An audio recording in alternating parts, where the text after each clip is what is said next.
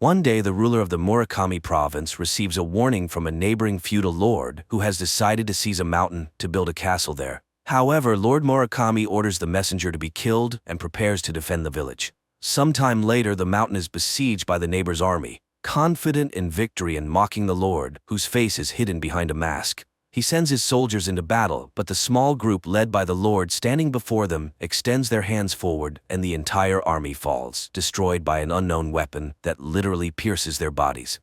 Present day. At a university, a group of students studying paranormal abilities gathers. One of them, Yoji Minami Maru, nicknamed Nanmaru, possesses a small supernatural power, the ability to create tiny holes in everything, which he demonstrates on a stack of paper. The young people are impressed by his skill, but Nanmaru himself doesn't consider it useful since he can't even find a job. Just then he receives a summons from Professor Murakami and heads to the Department of History and Folklore, where he meets lecturer Emi, who is worried about the professor's absence. Murakami had gone on a research trip and disappeared. The woman is surprised by the boy's last name and asks about his family, but he can't recall anything of interest. Meanwhile, in the town of Marukawa, located on Mount Murakami, a girl named Sachiko wakes up from a nightmare. Her grandmother brings her milk and tries to calm her down. Back at the Paranormal Enthusiasts Club, there's a disagreement, and one of the boys remarks on the uselessness of Nanmaru's ability. The boy gets upset and recalls how his grandfather taught him to punch tiny holes in objects by shouting, believing his grandson was special. At this moment, he is found by student Emi, Tagai. The thing is, Emi, while researching his genealogy, discovered a common ancestor in the boy's family and the professor's. She asked Nanmaru to help search for him, as the last case Murakami studied was the murder of their ancestor. The boy's parents can't help since their family moved away from there a long time ago. In the morning, they show him a model of the village made by Tagai, and Emi tells an ancient legend in which Nanmaru's ancestor betrayed Lord Murakami, leading to his death in battle. However, the professor found a written account that during the battle, all the enemies perished, with only one person on Murakami's side. And 10 days later, a festival took place on this spot, which would be very strange if the residents had betrayed and killed their lord. Tagai draws everyone's attention to the shape of the mountains around the village, as if they were artificially created. But who could have done such a thing back then? Later, Nanmaru demonstrates his ability to his new friends, which greatly impresses them. Meanwhile, in the town of Marukawa, an official notices a strange black circle on a window pane. He reaches out, and his hand seems to be cut off, and then the man's head splits, as if struck by a spherical object. At the university, Emi asks Nanmaru to show his ability, and tells him that the professor also learned to punch holes in objects before he disappeared. However, they were much larger. At this point, the boy suggests that the ability might have come from their common ancestor.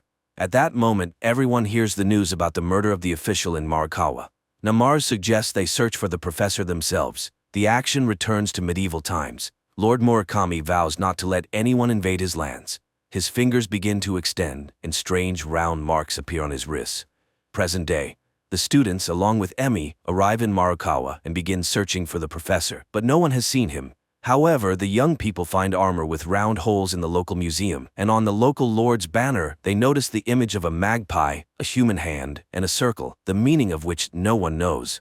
They discover that after Minami Maru's death, his lord gave his youngest son to his family so the lineage would not die out. So Nanmaru is a descendant of the lord himself. They question people on the street, but no one has seen the professor. Soon the students find the building where the murder occurred and for the first time wonder if Nanmaru's ability could punch through window glass. At a cafe, the group learns about the upcoming Tanabata festival. The men sitting at a nearby table suddenly mention that the professor's presence will make the festival unforgettable and lead to the lord's revival. Tagai asks questions, but the men pretend to know nothing about the professor. Then they hear Nanmaru's name and become excited. Later, the friends joke about how the locals consider Nanmaru to be the lord and practically worship him. Emi reminds them that Tanabata is Japan's Day of Lovers, celebrated on July 7th. On this night, the stars Vega in the constellation Lyra and Altair in the constellation Aquila, separated by the Milky Way, come closest, and the magpie lays a bridge between them. But what do these facts reveal?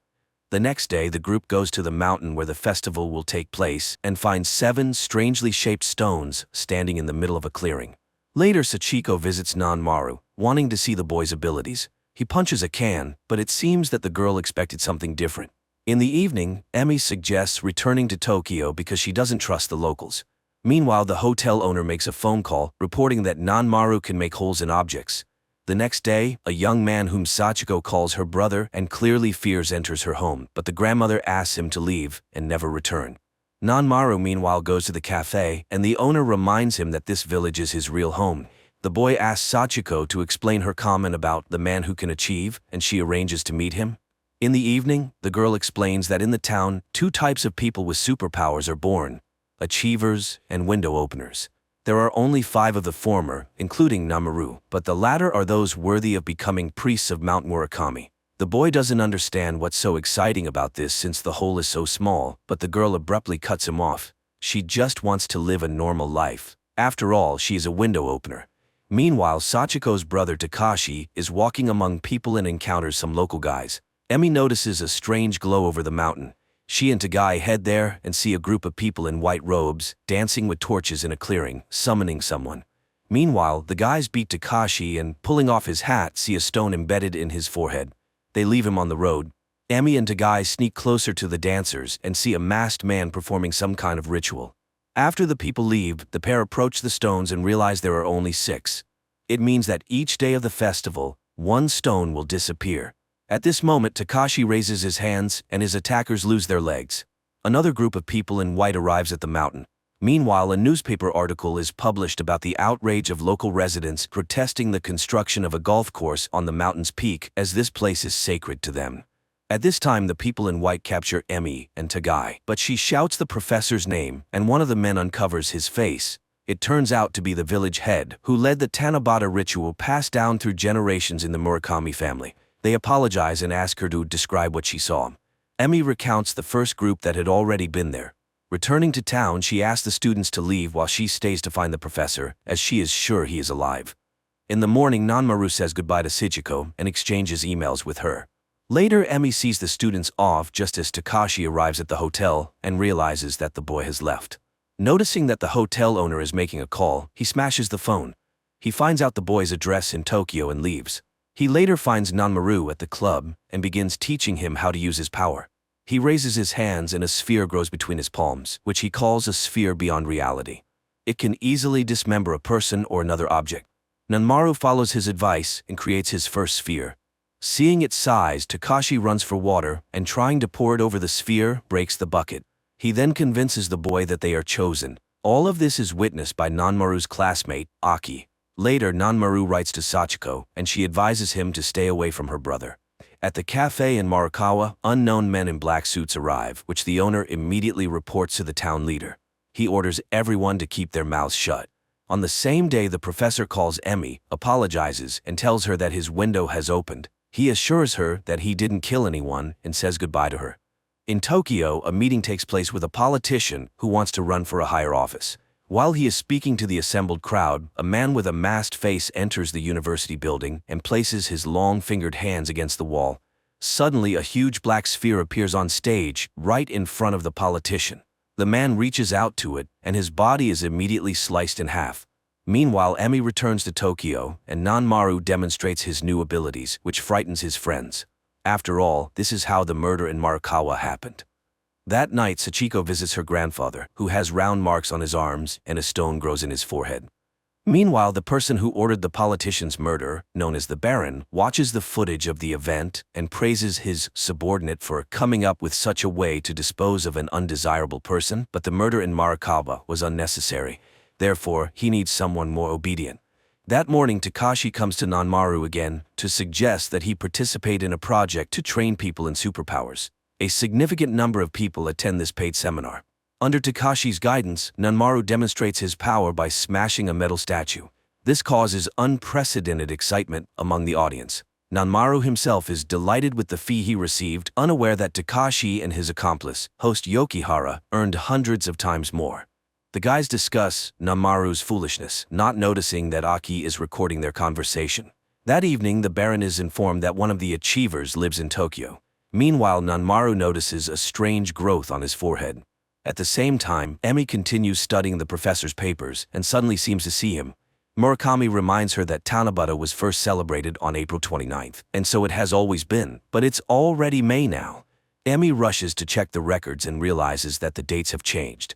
In the Western Gregorian calendar they coincide, including the very first, but this calendar was only introduced in 1582, and only in Catholic countries. But how could it have appeared in Morikawa? Meanwhile, Nanmaru continues participating in seminars, supposedly teaching people superpowers. The boy tries to explain that not everyone can do this, but no one believes him. Then Aki lets him listen to the recording she made. Nanmaru refuses to participate in the seminars, explaining that his power is not meant for deceit. Meanwhile, in Morikawa, Sachiko meets a masked man at her mother's grave, whom she calls Lord Yoriyuki Murakami. At the evening gathering, the town leader reports to Sachiko's grandfather about a group of outsiders looking for achievers in their town. He reminds them of the rules: no one should know the village's secret. The next day, Yoriyuki is brought to the Baron.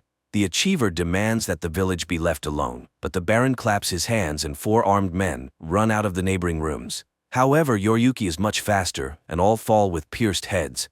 He agrees to work temporarily for the Baron and removes the mask from his face. The Baron is horrified to see a completely inhuman face. Meanwhile, Nanmaru continues to look for a job where he could properly use his power. Suddenly, he hears calls for help. Passers-by have found a child in a locked car. They locate the mother, but she has lost her keys and cannot open the vehicle. Seeing the boy losing consciousness from the heat, Nanmaru uses his powers to smash the car's window. People are impressed, and the mother thanks the savior. Later, he sees a news report about the incident, but these same shots catch the attention of Takashi in Yokihara. They begin vandalizing the signs of establishments with problems. TV reports about them start to appear, raising social issues. Everyone discusses the unknown boy, whom they nickname Chisel. The police start an investigation. The Baron is displeased with the commotion, but Yoriyuki assures him that he knows who is responsible. Meanwhile, in Morikawa, people believe that Takashi is behind all this. Sachiko's grandfather and the professor ask the girl to go to Tokyo. Following his friend's advice, Nanmaru decides to become a janitor, thinking he could simply destroy the trash. However, the group soon notices that the mark on his forehead grows with each use of his power. One day, Sachiko arrives in Tokyo. She confesses to Emi that the town lied. The professor was there all along. Now he hands his assistant a letter of apology through Sachiko. She explains that all the town's residents have been having nightmares. Their conversation is interrupted by Nanmaru's arrival. The girl notices the mark on his forehead, but the boy doesn't understand her hints. He points out the place where Takashi might be. At another seminar where Takashi continues to deceive people, a delegation from the town arrives and demands that these activities stop. Takashi, pointing at Nanmaru, accuses the boy of wanting to monopolize the gift, and no matter how much Nanmaru yells trying to explain the truth, people don't listen. Then Sachiko steps forward. She accuses her brother of lying and calls him a killer. Takashi raises his hands as if preparing to create a sphere, but at that moment a loud pop is heard and a huge hole appears in the window. Yoriyuki, standing below, calls Takashi to him and the latter runs down. He orders Takashi to stop deceiving people, but the seminar attendees don't want that, so Yoriyuki instantly creates a massive sphere and blows off part of the roof. He explains that no one can develop this gift, even after thousands of years of training, and shows his hands. But upon noticing Nanmaru, he suddenly declares that the boy must be erased. Sachiko shields him with her body, and the blow strikes the ground. Later, the townspeople explain to Nanmaru that Yoriyuki Murakami would have been the ruler of the settlement in ancient times. Now he eliminates disobedient telekinetics. That's why he took Takashi away. Uncontrolled power is a threat to the village's existence.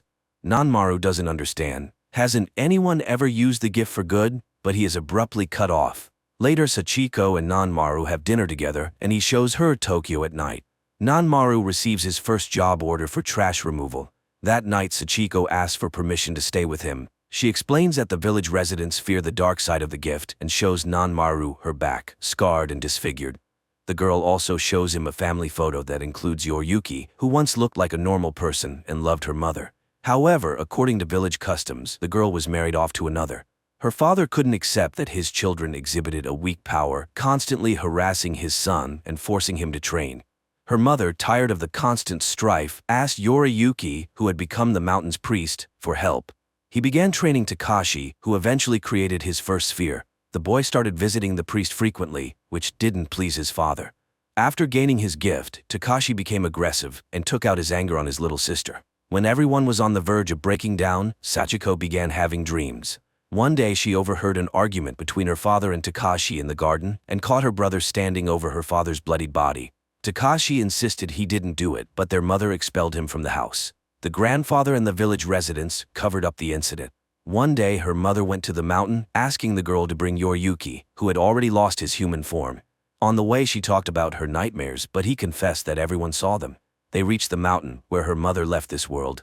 Afterward, Yoriyuki left the village, only returning when he learned that a developer wanted to desecrate the mountain. Takashi wouldn't have been able to do it, being too small-minded and self-centered. She's glad that Nanmaru sees the gift in a positive light.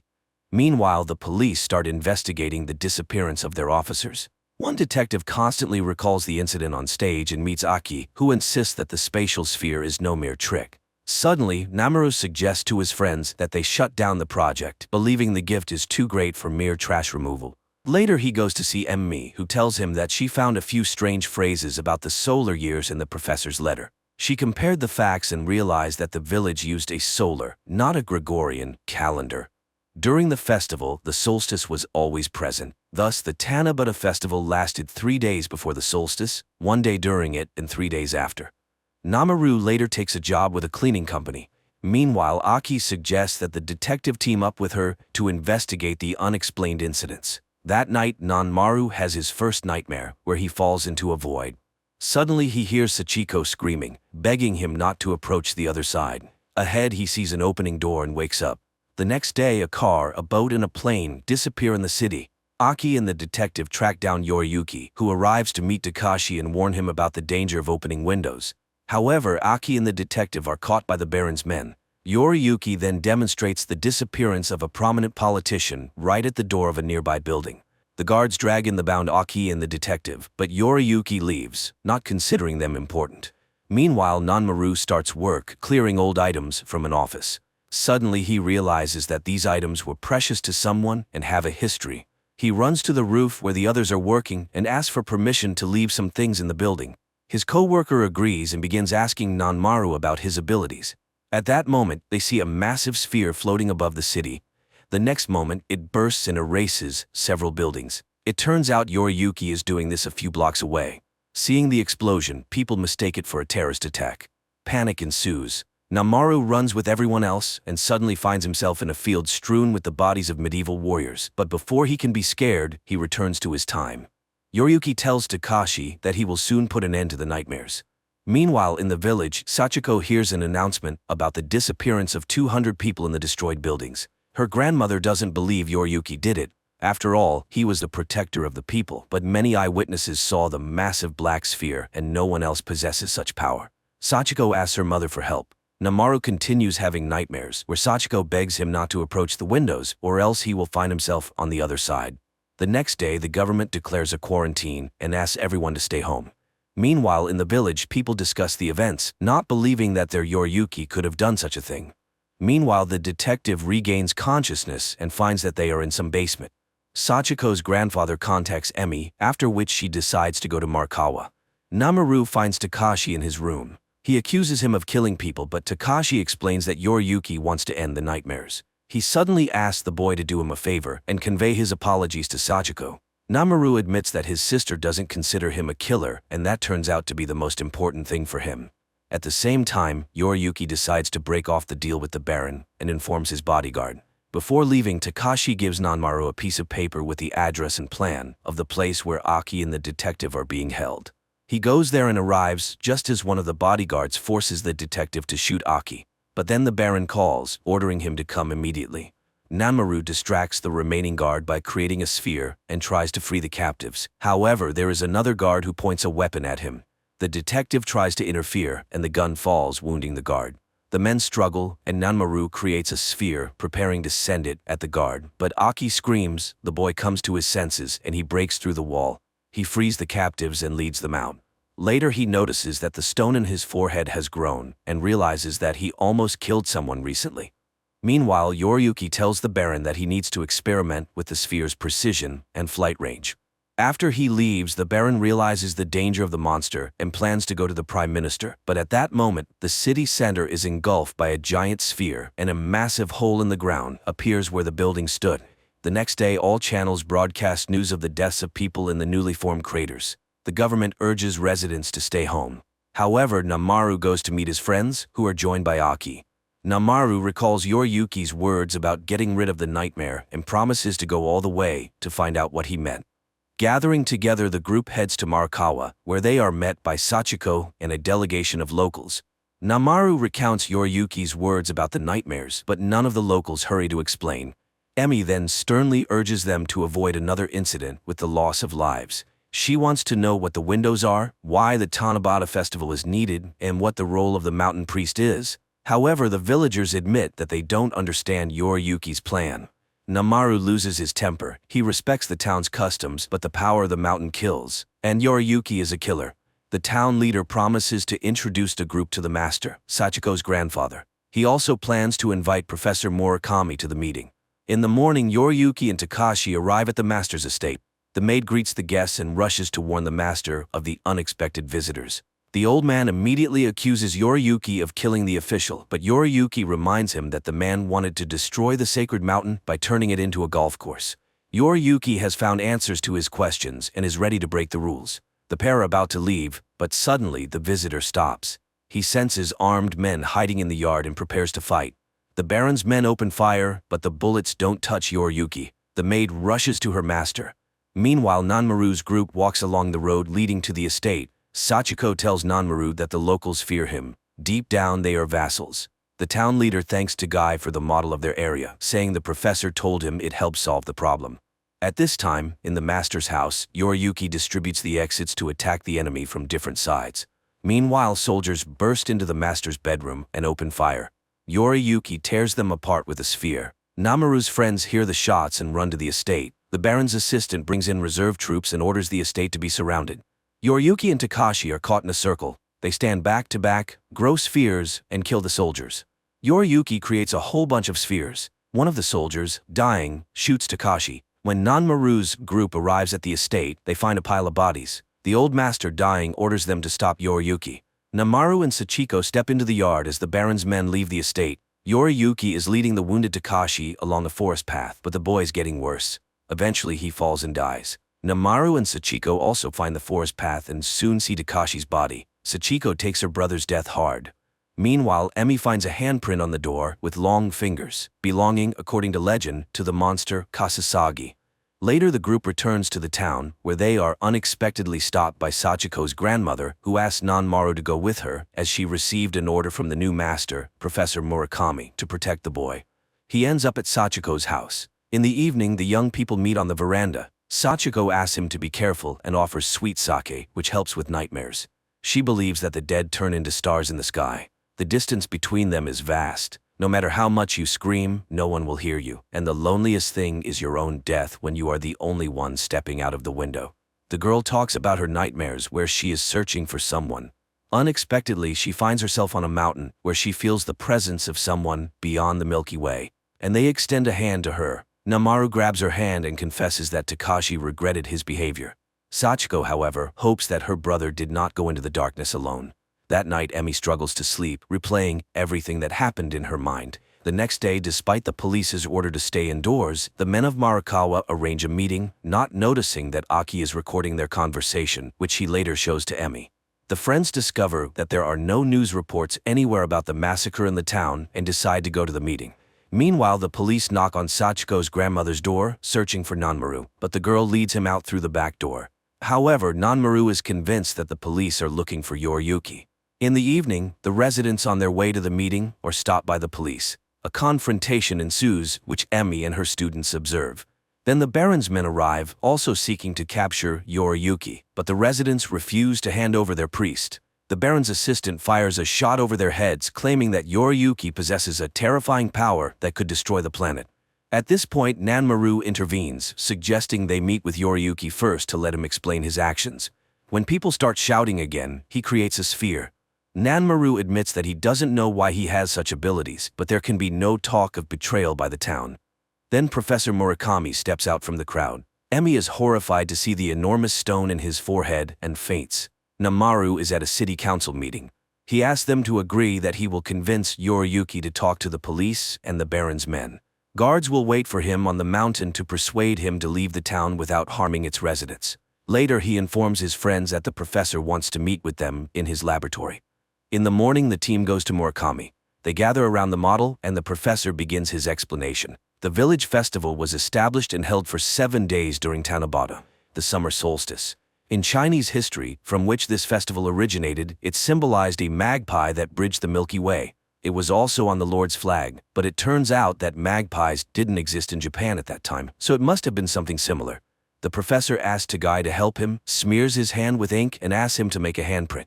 He then shows Yoriyuki's handprint left at the master's estate and aligns them in a specific order.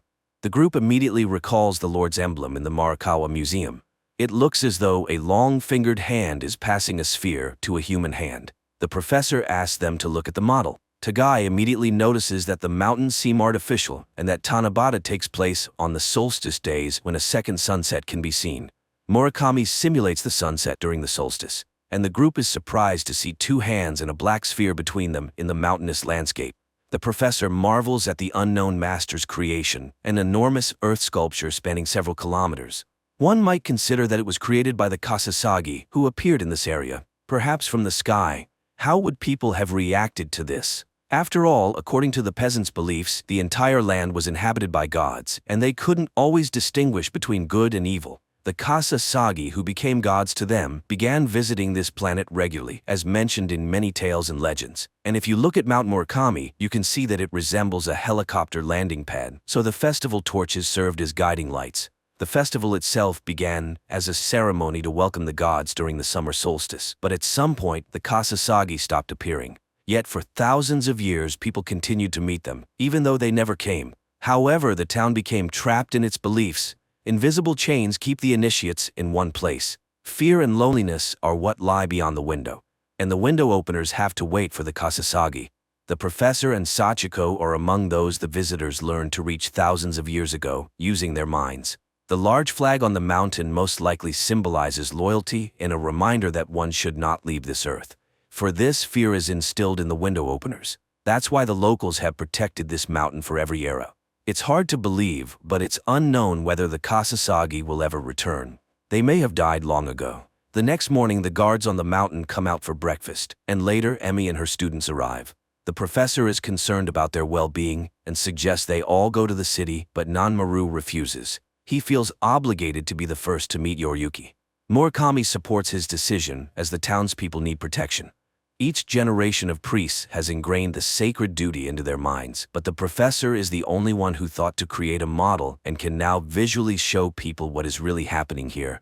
They light bonfires to show Yoriyuki that there are people here. After all, he most likely wants to destroy the mountain. That would end everything, but the people are becoming hostages.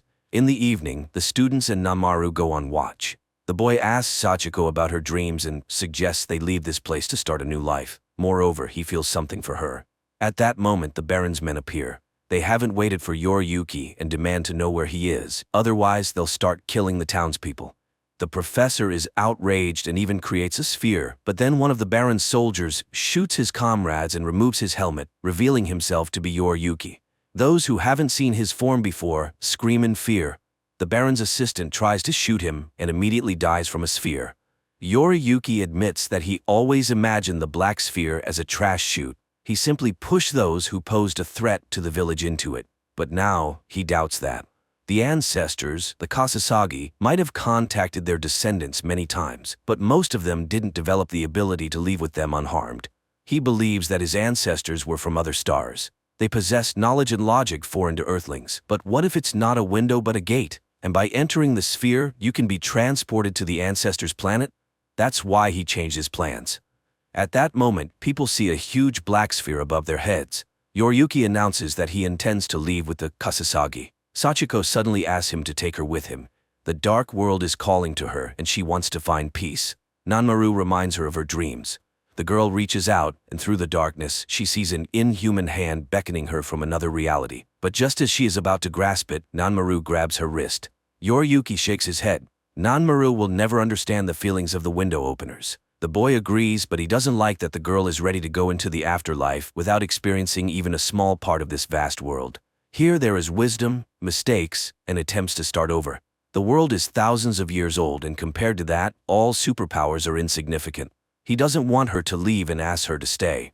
The girl agrees. She remembers how her mother once left for the sphere. Yoriyuki also recalls that moment and promises to wait for her. The sphere begins to grow, and Nanmaru orders everyone to run. The people rush down the mountain while Yoriyuki stands under the sphere, waiting for it to consume him. A massive explosion occurs. Nanmaru's team manages to take cover in the forest, and the town's electricity goes out. Time passes. Tagai enrolls in graduate school. Emi and Murakami resign from the department and now live together in Marikawa. Aki has become an independent internet journalist and now lives with the former policeman. The people of Marikawa quickly reconstructed the area where the mountain once stood. Nanmaru has opened a company where people exchange items without using money. It's strange but highly successful. He no longer uses his abilities, which means his appearance will remain unchanged. One day he goes to Marikawa, where a festival is scheduled to take place in the evening. After all, the festival continues in the hope that someone will come from the Milky Way, and Sachiko lives in her house, always waiting for Nanmaru. The series is based on the manga by Hitoshi Iwaki, the author of the famous Parasite. While the middle of the plot may drag a bit, the finale ties everything together and thoroughly explains the events on screen, which is a rare feat in modern cinema.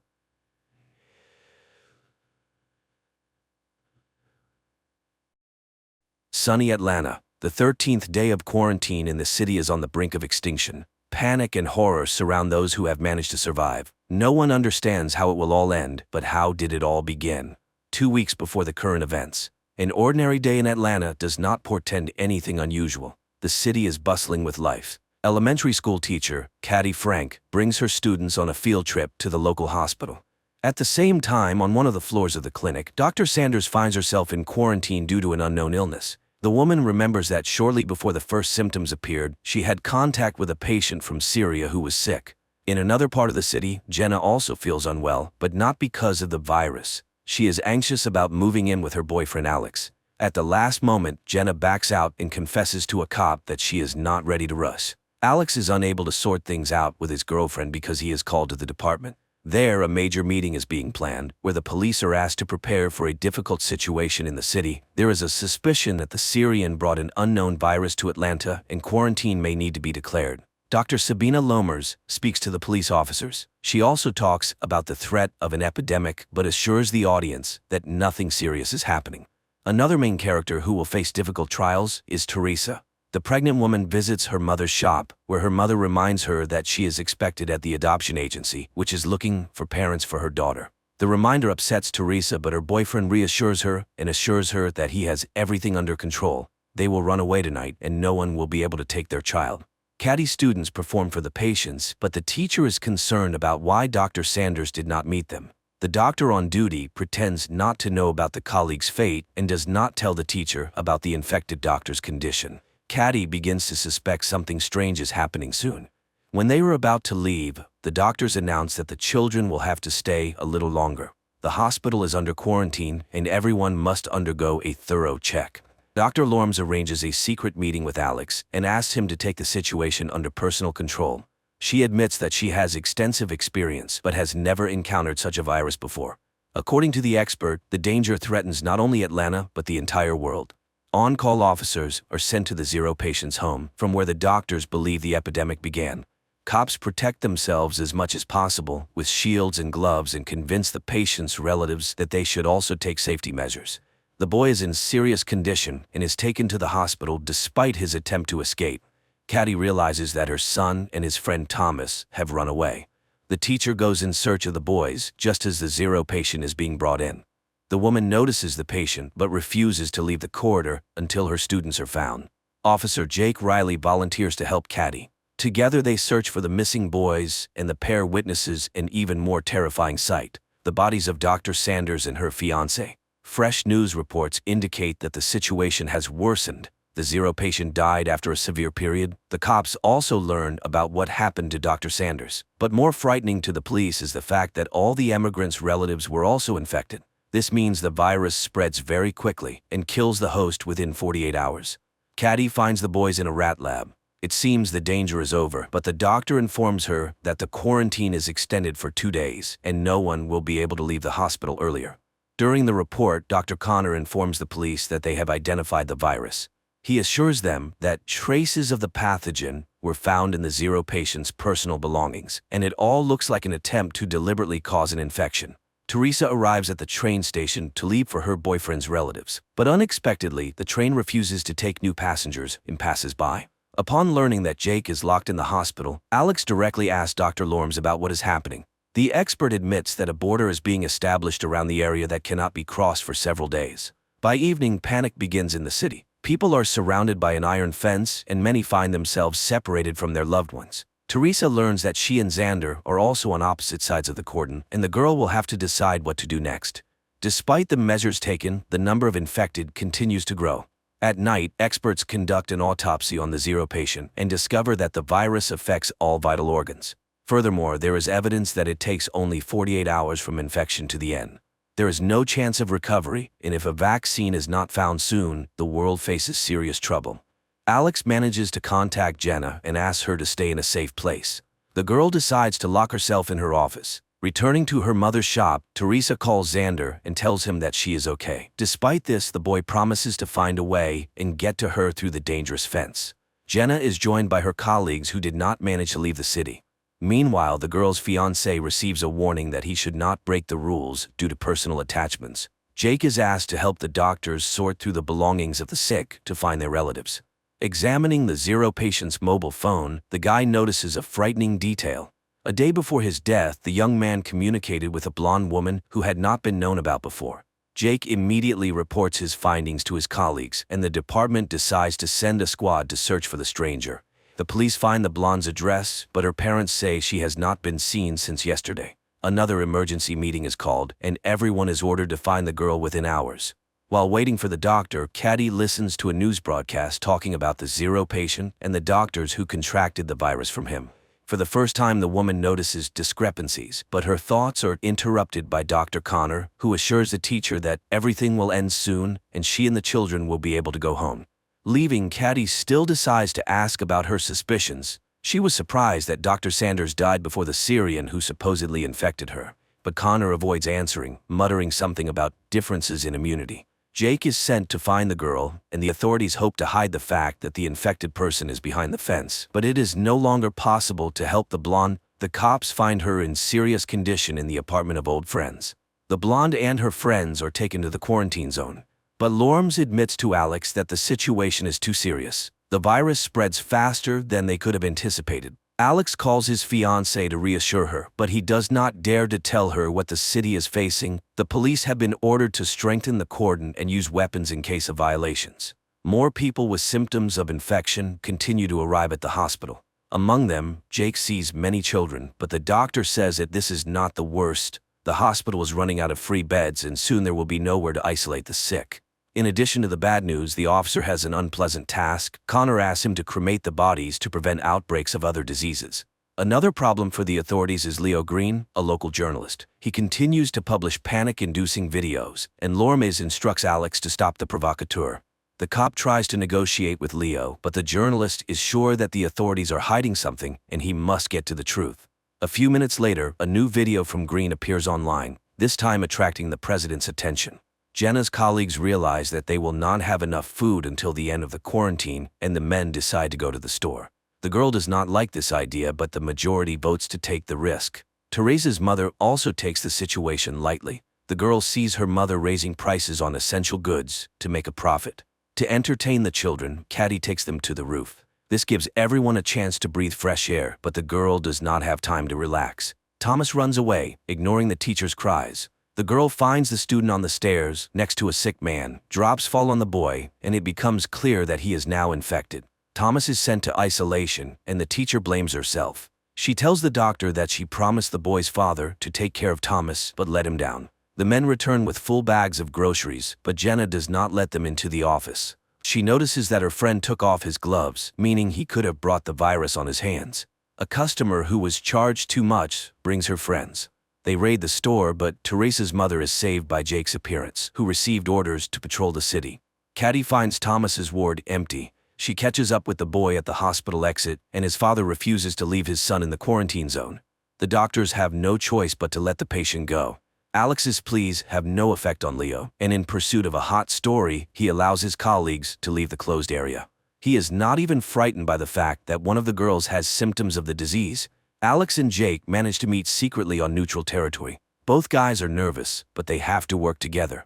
Leo Green tells the whole world how to leave the closed area. The police have to hold back the crowd while workers cut the ladder. This leads to serious riots and the cops have to open fire to kill. To prevent such incidents, the government shuts down the internet and phone communication, depriving everyone of the only joy, talking to each other. Caddy accidentally enters a closed room and learns the truth about the number of victims, among them or her students. At the same time, Jenna also tries to get to the truth, and she assembles a radio phone to call Alex. The girl has to climb to the roof to get the antenna, where she meets Sam, a technician who hid on the roof to avoid infection. Alex changes partners and goes on night duty. In the middle of the night, he notices an intruder and asks him to stop. The criminal turns out to be Xander, who is trying to enter the danger zone to his fiancée, but the cop does not let him do it and pulls the trigger. The bullet turns out to be rubber, and Xander is simply taken to the hospital. The officer visits him and apologizes, but warns that he will do the same thing next time. Leo decides to take advantage of this. He is preparing a scandalous report about the abuse of power. The store is visited by robbers again, but this time Teresa is also in danger. However, unexpectedly, the women are saved by another gang planning to profit from the quarantine. By the end of the day, Xander's ward is empty. The nurse says he left with Leo Green, but Alex does not have time to stop them. The duty officer reports that the guy has entered the infection zone. Dr. Connor shows Jake the rats that were injected with the medicine.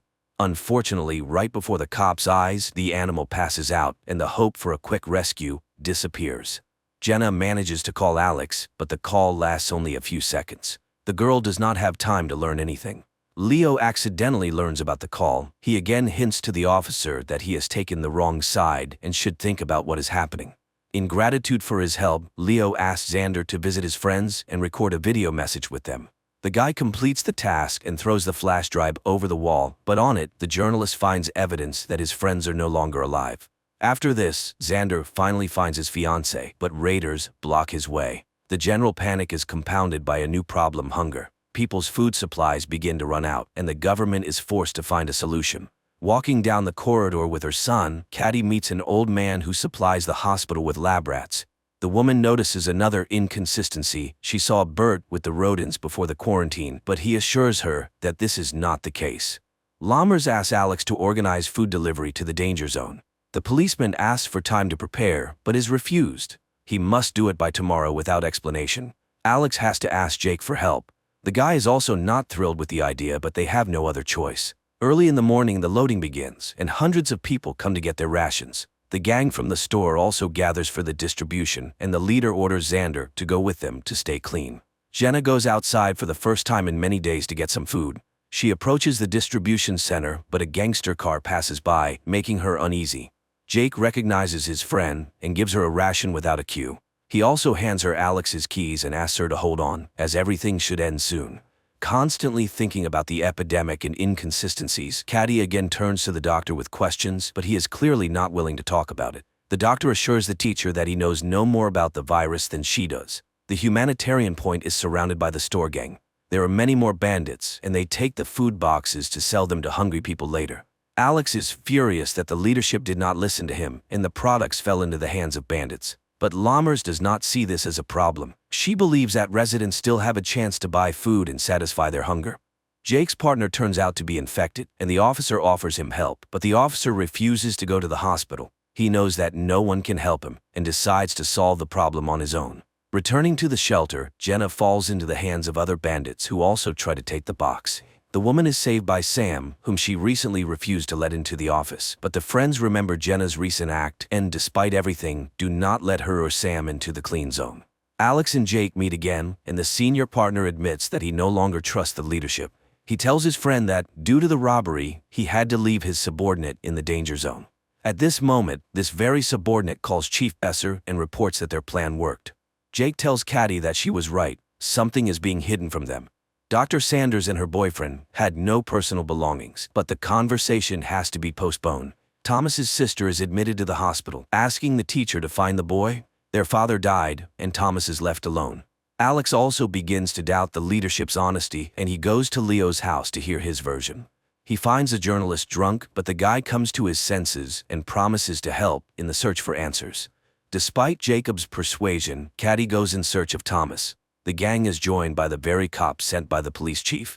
He promises the bandits a radio phone in exchange for being accepted into the group. Thomas is not at home, but Caddy discovers her son, who secretly followed her.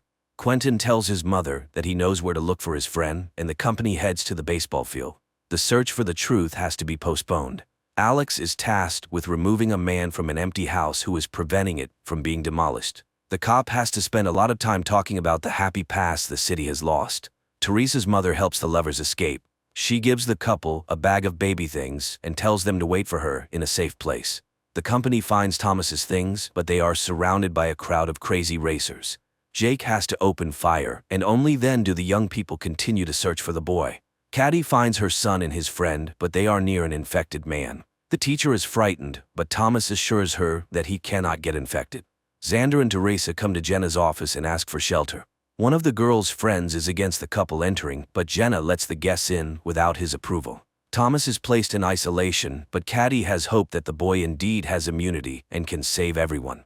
During the meeting, Alex hands Jake a flash drive with a damaged file. If it can be restored, they will learn the truth, but only Jenna can do it. In return, the officer also receives a memory card with a message for the old man from the empty house. When he delivers the message, the stubborn man cannot hold back his tears. Teresa sorts through the baby things and finds the radio phone her mother stole. At that moment, the phone's owners appear at the door, holding a gun to the girl's mother's head. The company has to open the door, but the bandit refuses to take the phone and leave. He demands that Teresa and her boyfriend go with him. Unexpectedly, Jake comes to the rescue. He convinces the gangster to leave and leave the office alone.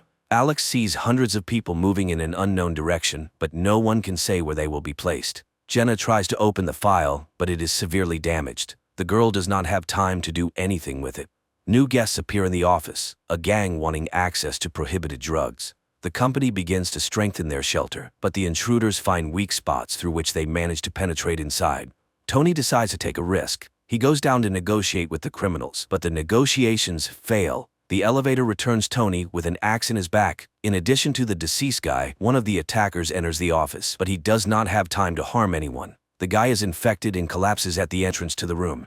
Jenna finally manages to restore the file, but the girl does not have time to watch it. The power goes out in the office, and all the doors are locked. To restore power, Jenna has to leave the shelter and go downstairs.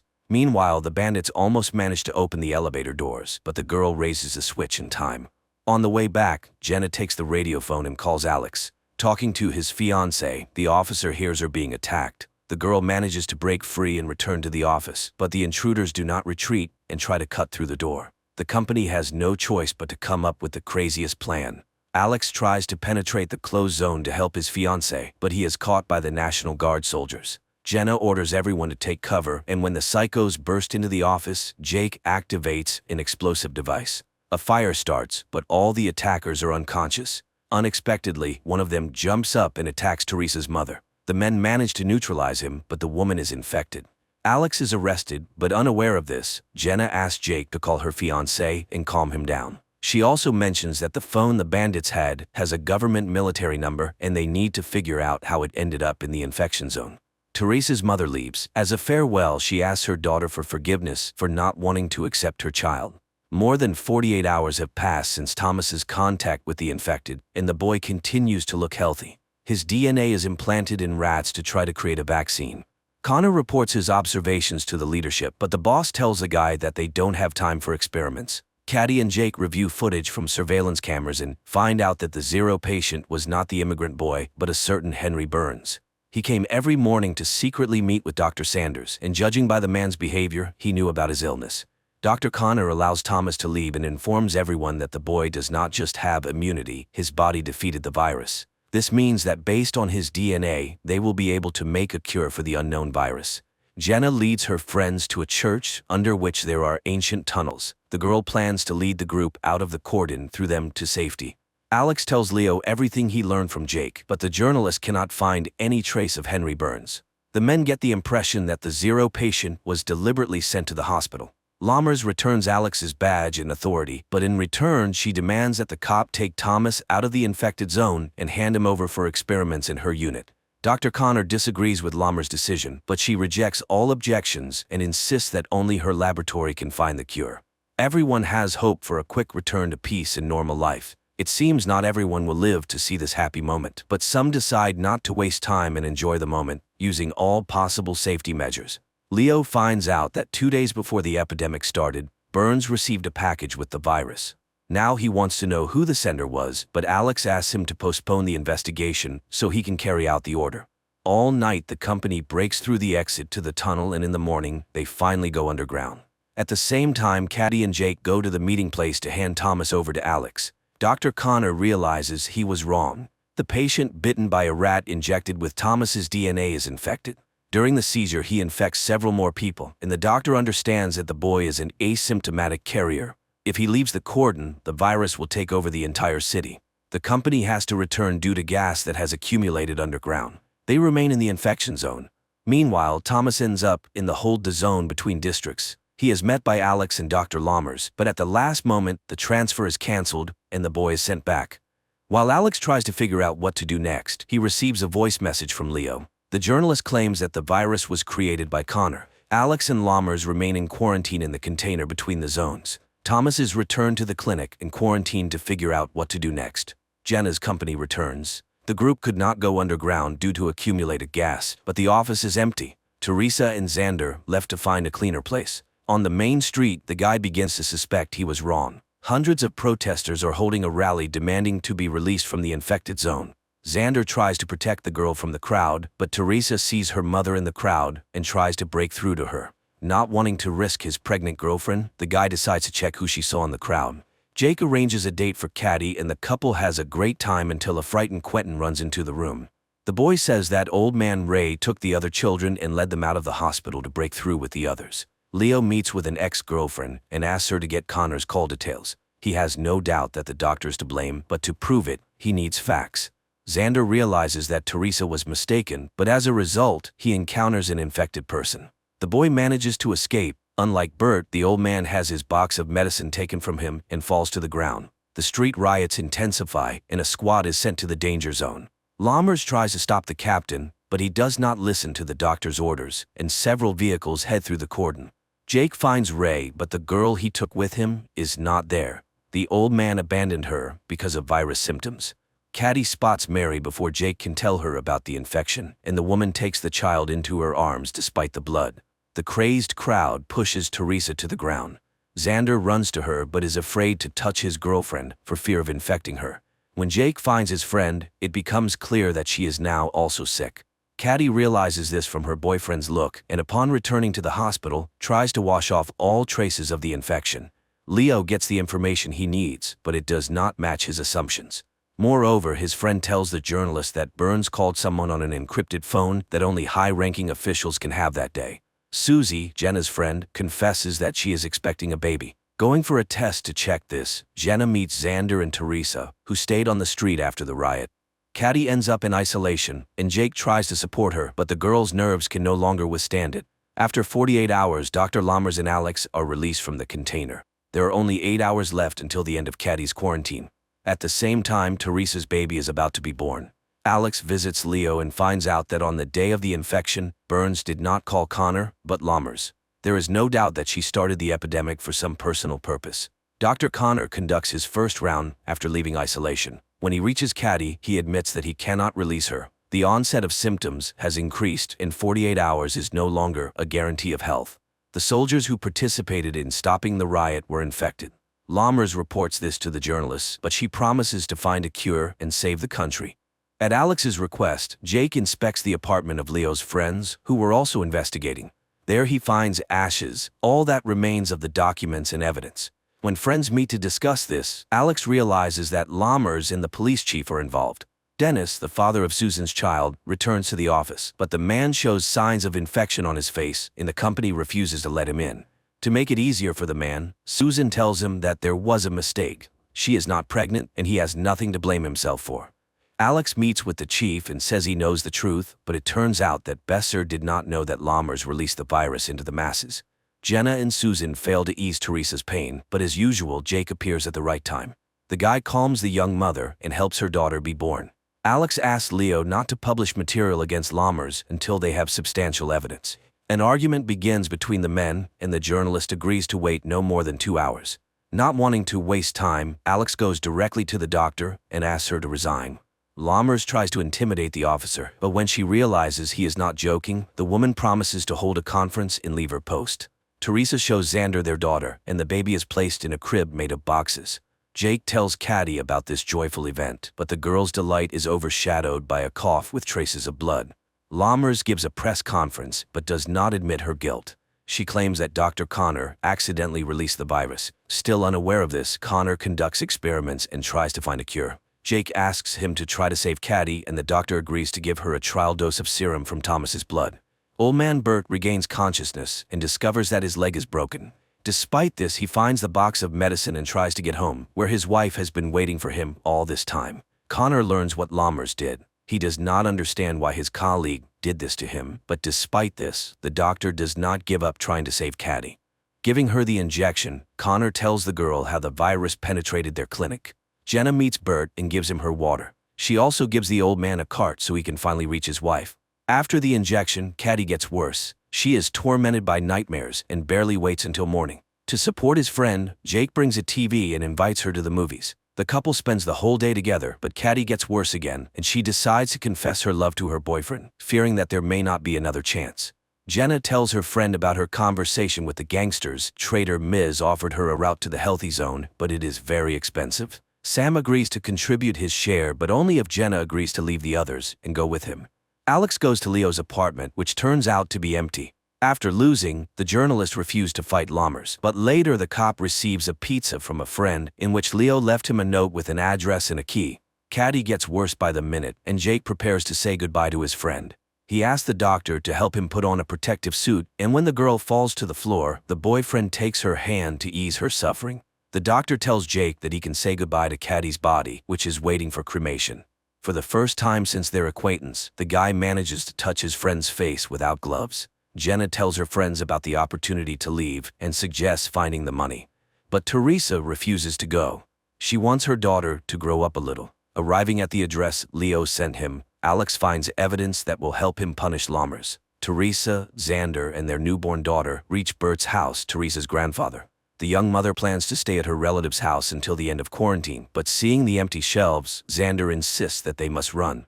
Alex learns about a certain Catherine Hops, whose son was connected with Lammers. From her, the man learns the address of the laboratory and heads there. While Dr. Connor tries to create a cure, news about him spreads throughout the zone. A gang breaks into the clinic wanting to punish the doctor, but Jake convinces them that he needs to be protected to be the first to get the vaccine. This is the last thing Jake can do before leaving. He decides to run through the cordon to save Quentin.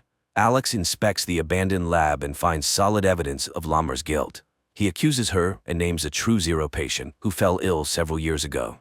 This time, Lammers does not argue. She admits she created the virus and believes it is needed for the country's safety. But now she asks Alex to postpone the battle and focus on fighting the virus, which has now crossed the cordon. An attack occurs in the hospital, and one of the gangsters becomes infected. Dr. Connor has to give him the test drug. It is his only chance not to become a victim of the bandits. Jake prepares Quentin to cross into the healthy zone and promises to find him as soon as it is all over. Jenna's company also prepares to go underground to cross the cordon. At the same time, the body of the boy who tried to take the risk is examined, and an army is assembled so that no one else can cross the border. To prevent illegal crossings, the tunnels are mined and blown up. Alex tries to stop it, understanding that there may be people there, but the captain refuses to make concessions. Unaware of the government's plans, Miz orders the fugitives to prepare to descend into the tunnel. Meanwhile, at the hospital, Dr. Connor transfuses Thomas's blood to the infected gangster, hoping this will cure him. Despite all attempts, the gangster cannot be saved. Because of this, Jake has to save the doctor. The gang leader cannot forgive him for the loss of his brother. The explosions catch the group deep in the tunnel. The ceiling begins to collapse, and the company is divided. Teresa, Xander, and their baby are left alone. Connor finds a way to make the medicine, but for this he needs people with the same blood as Thomas. Jake tries to find volunteers, but no one wants to participate in the dangerous experiment. Then the guy prepares a speech in which he names all the dead. For their sake, Jake asks people to get tested and, in case of a match, become donors. Miz leads the group to a dead end, but the guy does not give up and looks for new exits. Alex learns about this and asks Lammers to stop the explosions and bring people to the surface. As an exception, Lammers promises the officer 1 hour. After that, all tunnels will be destroyed. Jake's words convince people and they gather to get tested. Xander takes his family to Teresa's mother's store and the girl decides to stay there until the end.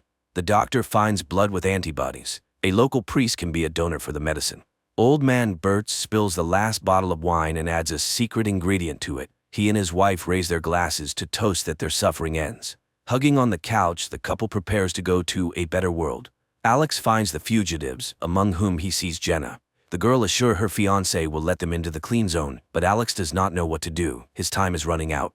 Dr. Lammers orders the tunnels destroyed, but at this moment, Leo's report about everything the blonde did appears on the screens. Alex does not let the fugitives go, but returns to the quarantine zone with them.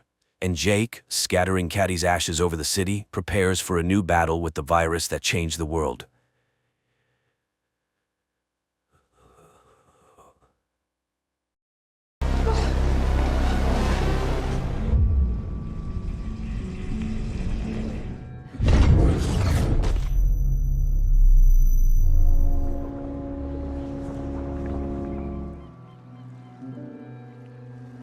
Physics professor Jason Dessen's morning begins as usual. An alarm clock rings, he checks his high school son Charlie's homework and makes coffee for his beloved wife Daniela. The woman is in a hurry and grateful for the attention, however she is adamantly against letting Charlie drive. Despite this, Jason trusts the boy with the car and they nearly have an accident. The father calms his son and suggests he confess his feelings to a girl he likes. Meanwhile, Jason receives a call from his friend, Ryan, who is eager to share some good news. He has received a very prestigious scientific award and invites Jason to celebrate that evening. Later, Jason heads to the university, where he tries to explain the essence of Schrödinger's thought experiment to his students. He draws a cat locked in a box on the board. Inside the box, there's also a vial of poison, a radioactive atom, and a Geiger counter. If the atom does not decay, the cat survives. But if it does, the Geiger counter will detect radiation, the vial will break, and the cat will die. All this illustrates the Copenhagen interpretation of quantum mechanics, which posits that until the box is opened, the atom is in a state of superposition, undetermined. The lecture is interrupted by a phone call, and Jason watches as the students hurriedly leave without hearing that the cat is simultaneously alive and dead. Later, Jason enters a dark room, records the day's events in his notebook, and injects himself with dark matter. The scene shifts to the family kitchen, where Jason and Daniela are preparing dinner.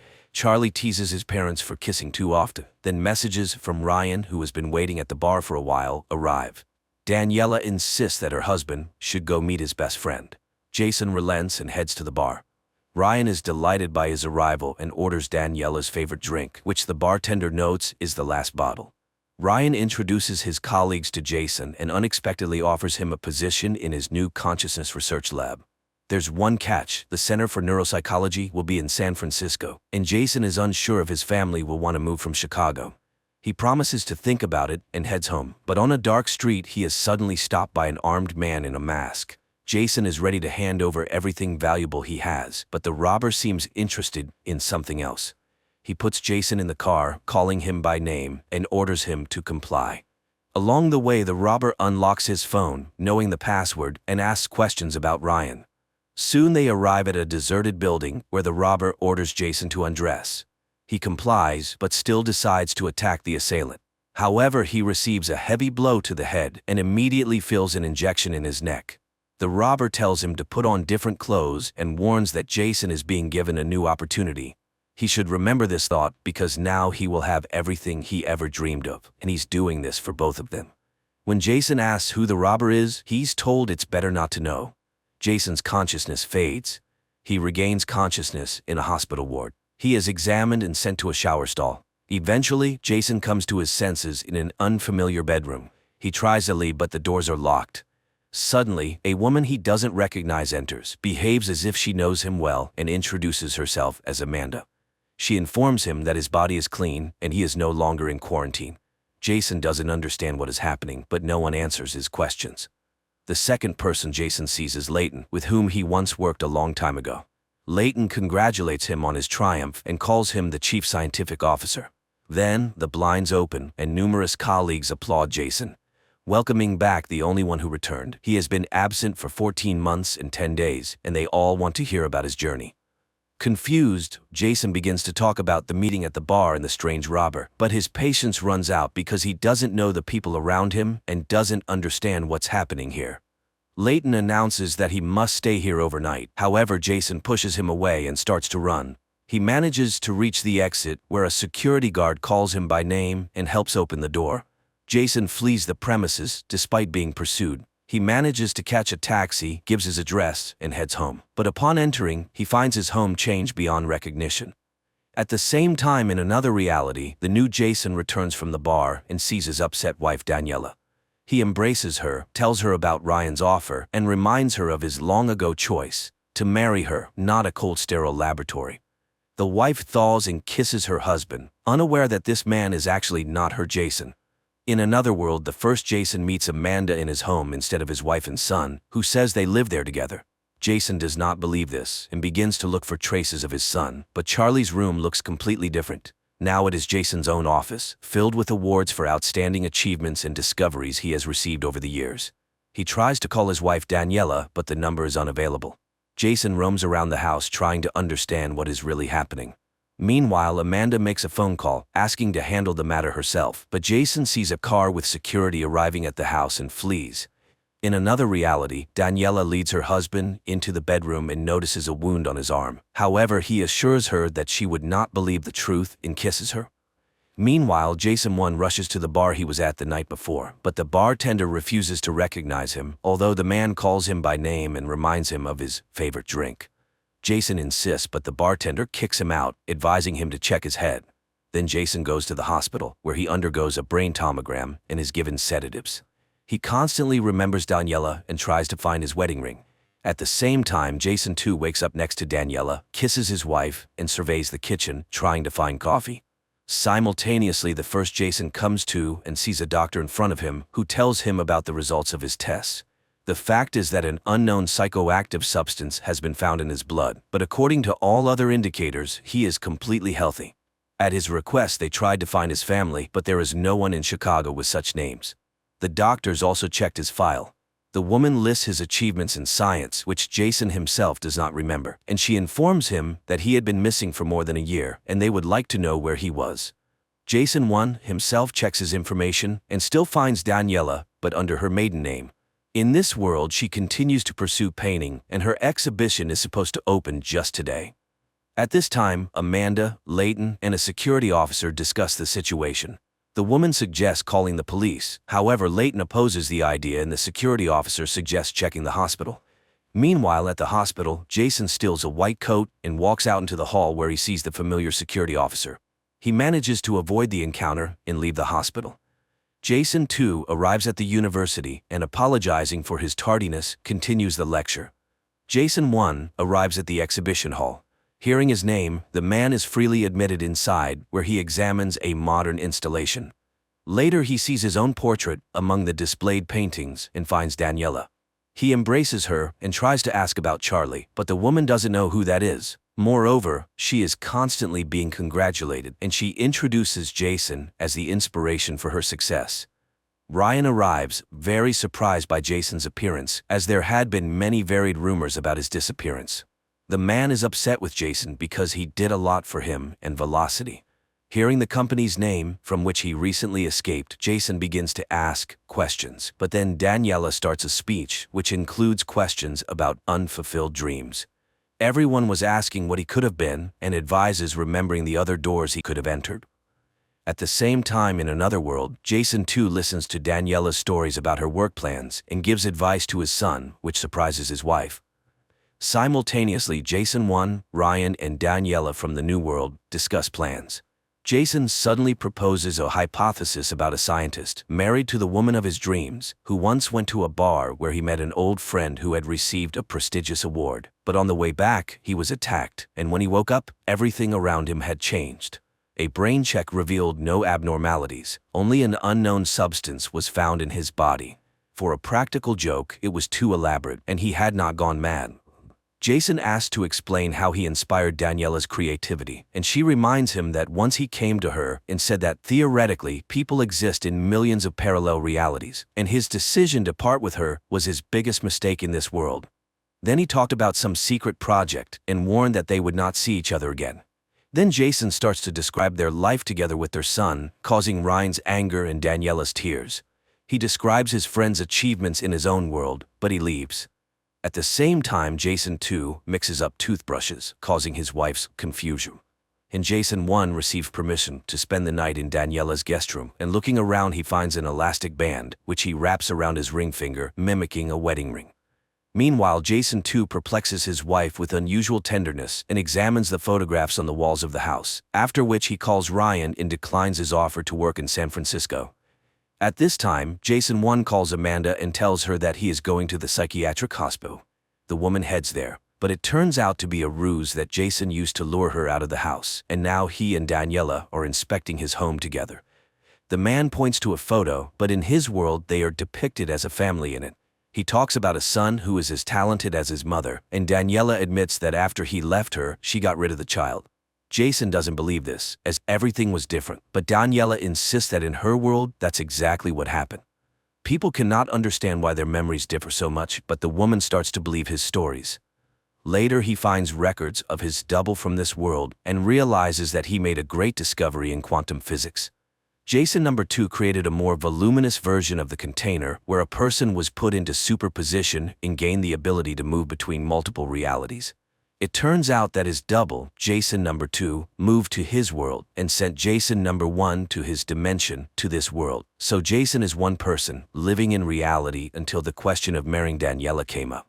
When the first Jason chose his family, the second left Daniela. Their universes split, and the second Jason gave himself to science and invented the container. They switched worlds, but why? Later, Daniela admits that she is glad he appeared, and he explains the rubber band on his hand as a desire to preserve the marriage and return to his wife. He talks about their life there, in another reality, and admits that they were happy. Daniela kisses him, but at that moment, someone knocks at the door. They go to open it, and a security officer from the company Velocity, from which Jason had escaped, bursts into the house. He asks not to use weapons, but the woman shoots Daniela, and the last thing Jason sees is her blood-covered face. This is the first 2 episodes of a new series from Apple TV titled Dark Matter. At night, Leighton informs Amanda about what happened, and she rushes to the center where Jason has been taken. Leighton, in the meantime, apologizes to the tied-up Jason. He couldn't imagine his friend was so unstable and cannot release him yet. Jason, shocked by Daniela's murder, does not want to talk about his supposed genius invention. Jason 2 invites Daniela 1 to a cafe. She is surprised by her husband's behavior, but likes this new Jason. Moreover, they have a dinner planned for close friends the next day, something their family hasn't done in a long time. In a parallel reality, a detective visits Leighton, surprised by yet another disappearance of an employee from their lab. Before this, Blair and a couple of junior employees also vanished. Leighton pretends to know nothing. The detective goes to Amanda. Later, Amanda expresses her displeasure. She is very upset with Don's behavior, while the boss reminds her of the millions spent. If everything comes out, the project will be shut down. They don't understand what happened to Jason, who decides to play along with the colleagues and asks for help in remembering everything. Leighton takes him to a hangar where a huge metal box stands. Jason recalls trying to create a small Schrodinger's box once, but Leighton convinces him that he managed to make a huge box that can easily fit several people. Only Jason knows how it works. The man steps inside, but there are no panels or screens. Recording devices don't work either. Jason is told about the missing people and then shown footage of him emerging from the box. Jason 2 takes Charlie to a store, buys him an expensive skateboard, surprising his son with generosity, and then questions him about the family friends coming to dinner tomorrow. In a parallel reality, Amanda tells Jason 1 that she works as a psychiatrist in the lab, and they have been living together for over a year. Before he disappeared, he met with his ex-girlfriend and then just vanished. Jason suddenly suggests he might not be who she thinks he is. Amanda leaves completely puzzled. Meanwhile, in the parallel reality, Jason 2 welcomes the guests. He keeps conversations going, displaying knowledge of everyone's lives gleaned from social networks, and talks with his son. Jason 1 tries to answer Leighton's questions, who begins to suspect him of being an imposter. The man is beaten, forced to reveal the whereabouts of their Jason, but he knows nothing and cannot explain how the container works. Leighton asks him to strain his memory, as there might be a way to reach a world where cancer is cured. However, all is in vain. Daniela thanks her husband for the wonderful evening. She hasn't seen him like this in a long time, and he seems completely changed. At the same time in the parallel world, Ryan is thrown into Jason's room, horrified to learn of Daniela's death, as he was the one who told Leighton that Jason went to her. Ryan had created a drug for Jason that changes the chemical composition of the brain's cortex, temporarily putting some parts to sleep. Jason admits he is not the Jason Ryan knew in this world. The drug creates a special effect that, combined with the container, allows for traveling between worlds. Leighton's men take Ryan away. Meanwhile, in the parallel world, Jason too tells his wife he nearly died under the wheels, prompting him to reassess his life and express his gratitude for her presence. In the neighboring world, Amanda enters Jason's room, ordering him to follow her as she intends to get him out of there. They walk through the corridors but encounter a guard who raises the alarm. Jason and Amanda run to the container. They are chased, but Jason closes the iron door, cutting off Dawn's fingers. Amanda injects both herself and Jason with the drug that aids in transferring. Jason too, in the meantime, reviews family archives and finds a birth certificate of another son, Max. In an alternate world, Jason 1 and Amanda find themselves in a dark corridor with many doors. Leighton, angered by their disappearance, enters the container himself. Jason and Amanda proceed through the corridor, but all doors look the same. The man suggests the doors lead to other worlds. They step out into one and find themselves on the street of a dead city. There is ash and smoke everywhere. They look around and notice a house in front of them starting to crumble. They rush back to the container, barely making it. Coughing, Amanda shows a case with the remaining doses of the drug, 48 in total. According to the coordinates, the container stands in the same place as in her world, meaning only the external world changes. They inject themselves again and head to the next reality. Leighton also enters the corridor, searching for the pair, but without success so far. Jason too attends a lecture in place of his double, but realizing the students are uninterested, he leaves the auditorium, announcing his resignation. Jason 1 and Amanda step into another world and find themselves in a forest. They continue and enter a reality without an atmosphere after a nuclear explosion. The woman's nerves give way, but Jason explains it's a multiverse where everything that could happen did happen.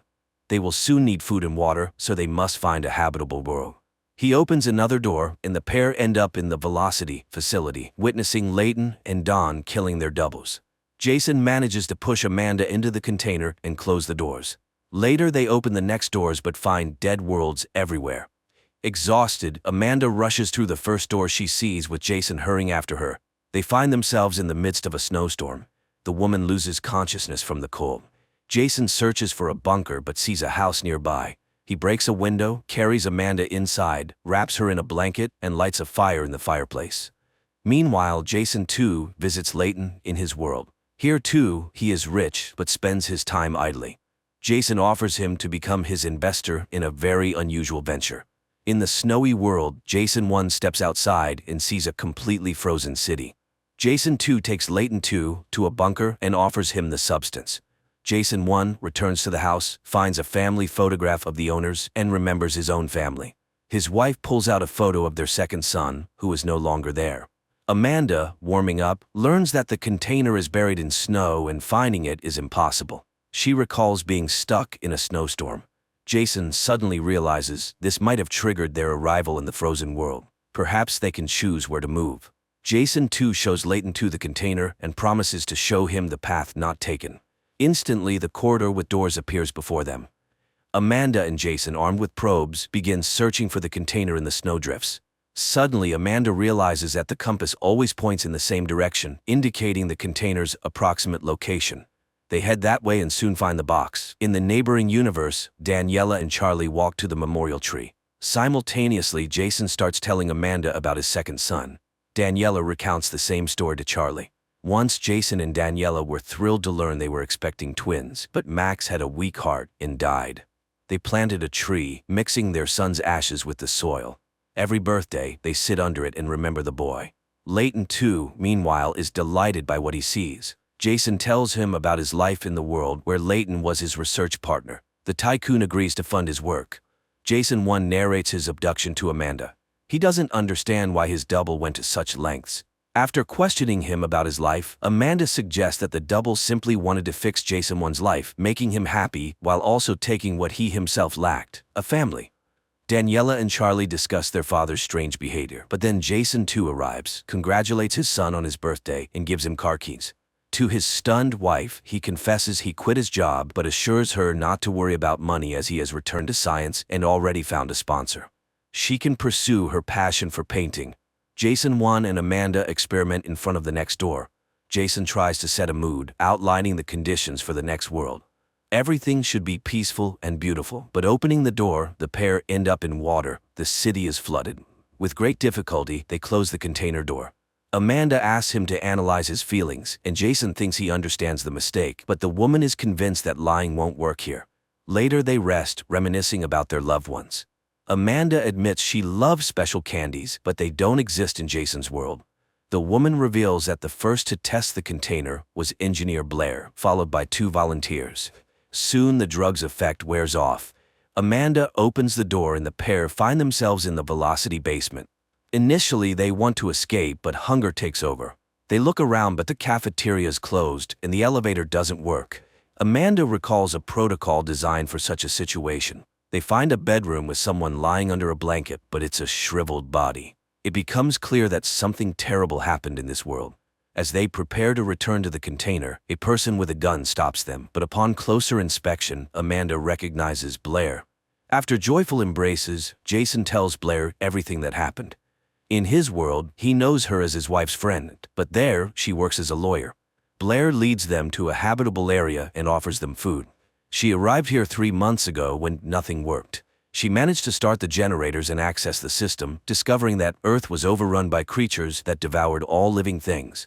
She went outside for food and saw the dead world. Blair also has drug vials but is not yet ready to leave. Jason 2 and Layton continue to explore the bunker. They compare their worlds, finding similarities and differences. Jason 2 explains that money varies between worlds, and carrying it is dangerous. One must be careful and honest. Blair reminds Amanda that Jason belongs to another world, so she must decide where she wants to be without considering him. Blair refuses to join them, not ready to re-enter the container. Layton, having visited the first world, is thrilled. Jason is ready to let him go, believing he has prepared him. Blair gives the pair her diary, describing the world she saw. Unfortunately, she has few vials left. Jason and Amanda leave. In the corridor, Amanda suddenly cries. Jason 2 ruined lives, knowing how to use the container. Jason 1 consoles her. Emboldened, Layton promises Jason 2 $1 million for the next doses of the drug. Jason 1 decides to write in Blair's diary what he wants to see behind the next door. He thinks the method worked, and they finally arrived in his world. But stepping outside, they notice unusual emptiness. They manage to open a car and drive to his house.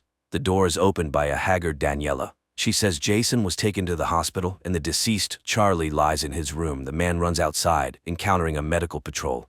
A female doctor goes inside, while another doctor performs a rapid test on Jason. The returning doctor says hospitals are full, and Daniela is better off dying at home. The end is near. The virus spreads through body fluids, so Jason should avoid touching Daniela. She gives him several morphine injections, advising him to ease his wife's passing. Amanda tries to keep him from entering the house, reminding him that this is not his world and not his wife. But Jason returns. They reminisce about good moments that turn out to be very similar in both worlds. Then the woman takes the syringe. Jason and Amanda return to the container. The woman reminds him that they were talking about Jason's mother's illness. That's why they ended up in a world dying from a pandemic. The pair continues on. They arrive in a world that, at first glance, doesn't differ from Jason's. Meanwhile, Jason 2 apologizes to his wife for the unilateral decision to buy their son a car. The woman points out that such things are becoming more frequent. Her husband seems to be distancing from her, even missing the gathering at the tree. He tells her about Layton, who will pay huge sums for his discoveries. Jason enters his house, but upon hearing voices upstairs, he grabs a knife from the kitchen. Daniela screams in fear upon seeing him, and Charlie rushes into the room. They both act as if they are mortally afraid of Jason. The woman grabs the phone and tells emergency services that her arrested husband has come to her with a knife. Charlie shouts at him to leave. Frightened, Jason exits the house as a siren sounds in the distance. Amanda takes him to her friend, but the friend is horrified. In this world, Amanda is dead, and the friend mourns her deeply. Amanda tells her that she is in a better world and then takes the car keys. They drive to the container. In Jason 2's world, the container opens, and he steps out, retrieving backpacks with drugs. A lab assistant who rushes out tells him about his double's appearance and his escape with Amanda. Jason too returns to the corridor, where he hands doses to Leighton. He then informs him that he will have to seal this world. Daniela from Jason's original world starts painting, and her husband's double is thrilled, suggesting she leave the gallery and focus solely on painting, especially since the deal with Leighton is sealed. Later he picks up their son and treats him to ice cream with nuts, not knowing the boy is allergic to them. Daniela can't understand how he could forget such a thing. Then she notices injection marks on his arms. In the evening, he uses dental floss, something he has never done, and Daniela becomes increasingly puzzled. Jason 1 and Amanda continue searching for his world, but they keep finding discrepancies. A different door color, a dog's presence, the absence of the memory tree, and similar things. Amanda suggests they rest at a hotel and have dinner at a normal cafe. Over the meal, they laugh a lot and then dance. At night, Jason hugs Amanda but stops, realizing they are not together. Jason too visits a psychotherapist who turns out to be Amanda's double. He talks about his relationship with Daniela and the disappointments he has faced. She suddenly reminds him that expectations can be overly high. Daniela complains to her friend Blair about his strange changes, and Blair advises her to keep an eye on her husband. In the evening, Jason asks his wife to wear a new dress and takes her to the gallery where he has hung her painting. Instead of gratitude, Daniela is horrified and asks to be taken home. She is very angry about his unilateral action, which she feels has humiliated her. Jason admits he never really knew her and is trying to make her happy against her wishes. Leaving his wife at home, he drives away, unaware that she is following him. Soon, they arrive at a warehouse where Daniela sees a locker her husband uses. Waiting for him to leave, she takes out a couple of vials lying on the floor. Later, she gives one to Ryan, asking him to analyze the drug. Meanwhile, Jason 1 finds the Daniela of this world. She also runs a gallery but doesn't recognize him during their conversation. Amanda also finds her double, but here the woman is married and has a son. At night, Jason goes to his house and watches his wife embrace his copy. Amanda, in the meantime, describes her ideal world. When Jason returns, a quarrel ensues because Amanda loses faith that they will find his world, as they only have 10 vials left.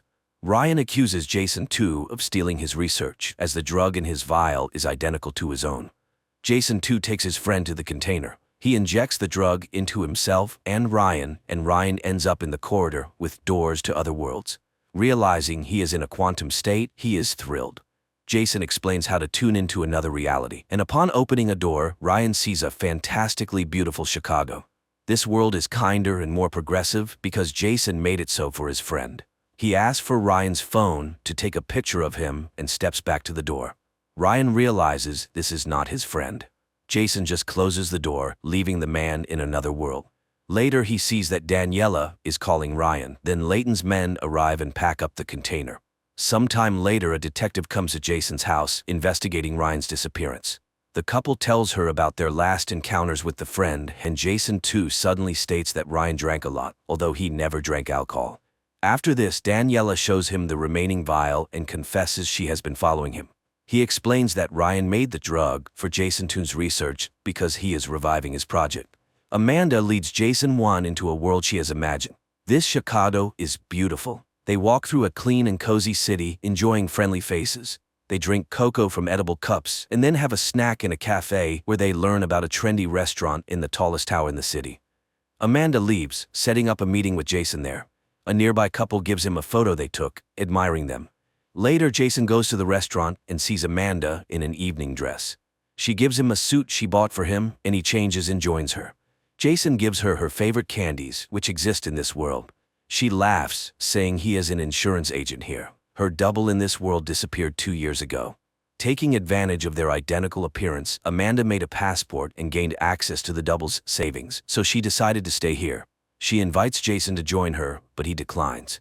Before leaving, Jason secretly places 2 of the remaining vials in her purse. Amanda cries in the elevator, but, seeing the sun, wipes her tears and heads into a new life. Jason goes to the container. He has only 3 vials left, and the next world is destroyed.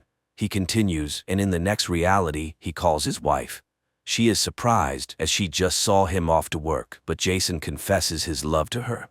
At night, he sneaks into his house and sees Daniela hugging his copy, but going down to the kitchen, he encounters his son, and it is not Charlie. It turns out that here they managed to save Max by transplanting the heart of a deceased girl, and now he suffers from guilt.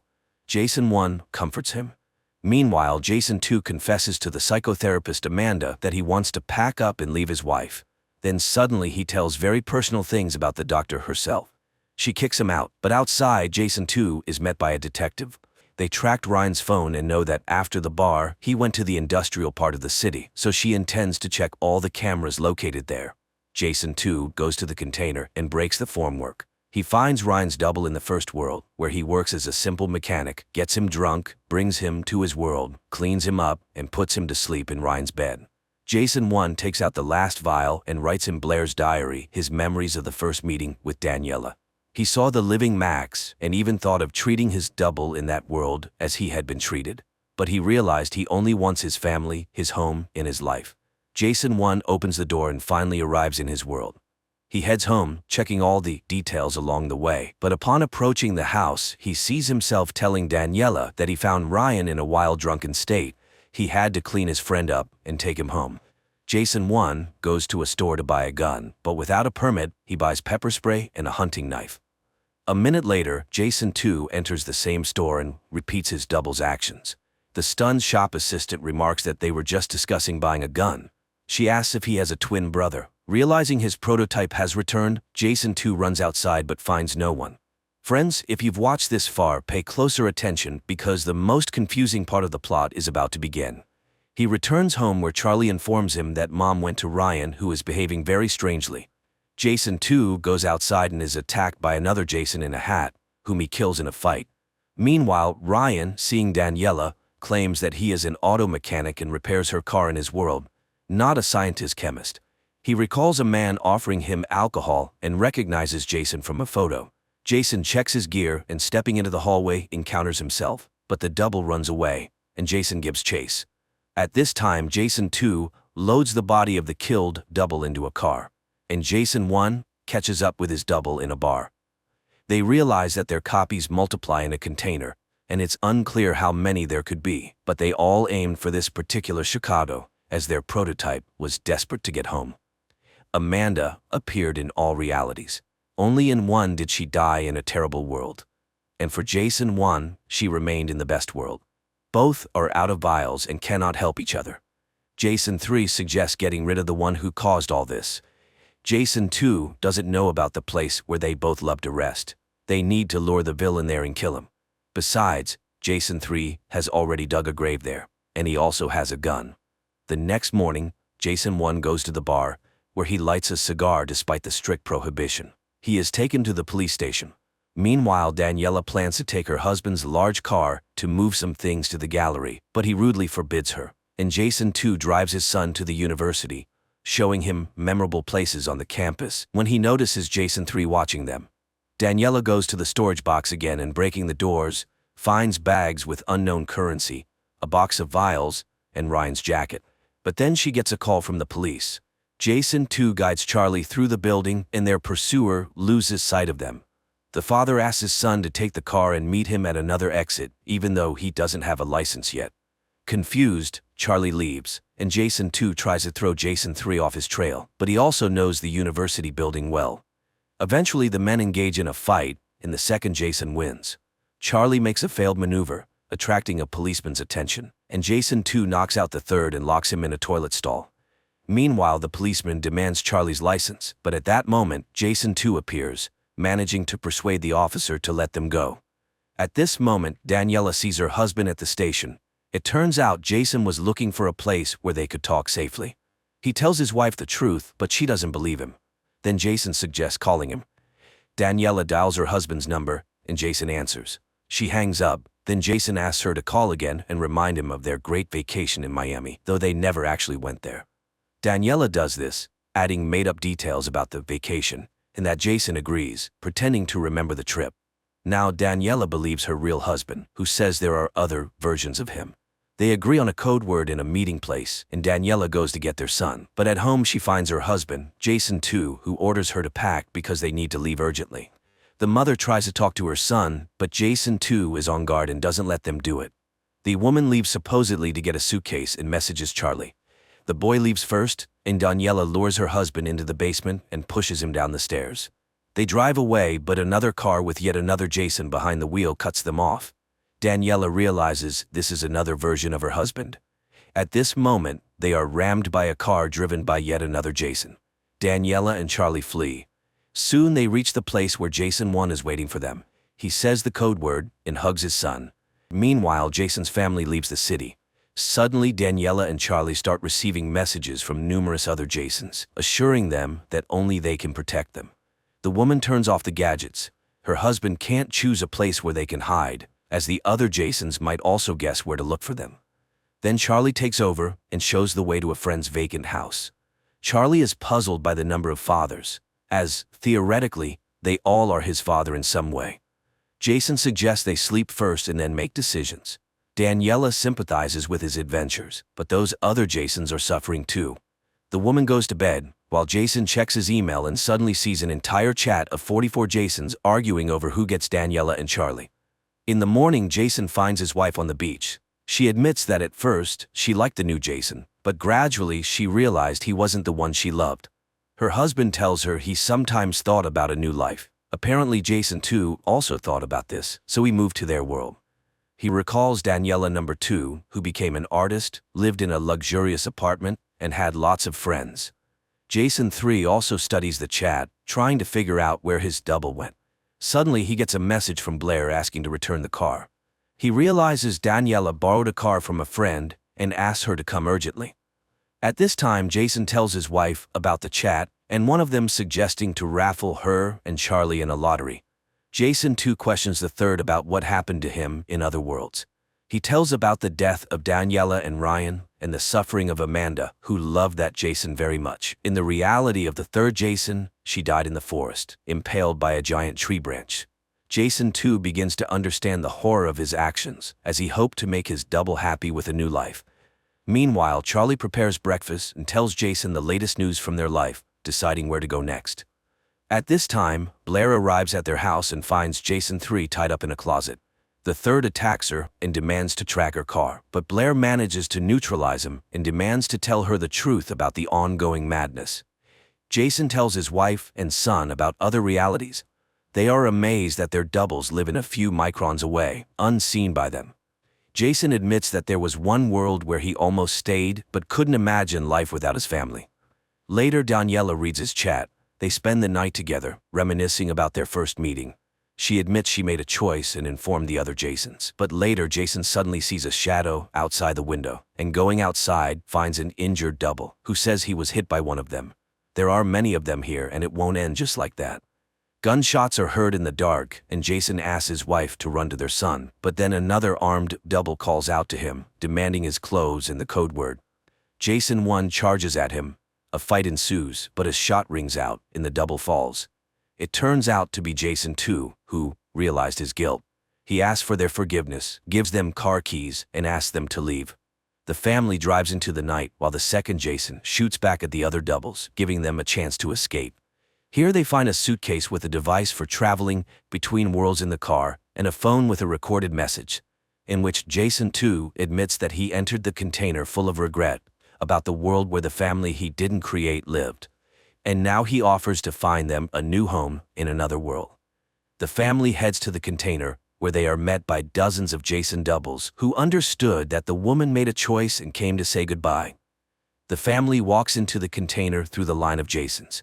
There they trust Charlie to choose a new world where they will all be happy. Charlie opens the door and steps into another reality, followed by his parents. This concludes the first season.